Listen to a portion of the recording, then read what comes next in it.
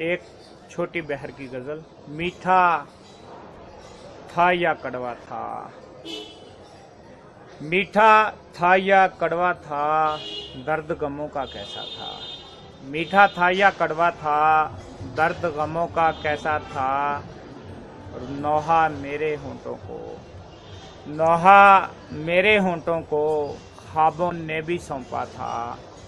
नौहा मेरे होंठों को ख्वाबों ने भी सौंपा था। छोटी सी एक बात पे तू जिस दिन मुझसे रूठा था, छोटी सी एक बात पे तू जिस दिन मुझसे रूठा था।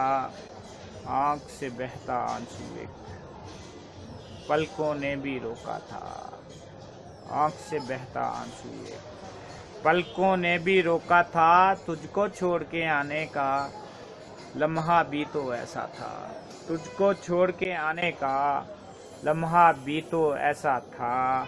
और बरसों बाद मुझे फिर तु और बरसों बाद मुझे जब तू मिलने आया था, और फिर बरसों बाद मुझे जब तू मिलने आया था। हाँ तुम मेरे हो सज्जाद, मुझसे कहकर लिपटा था।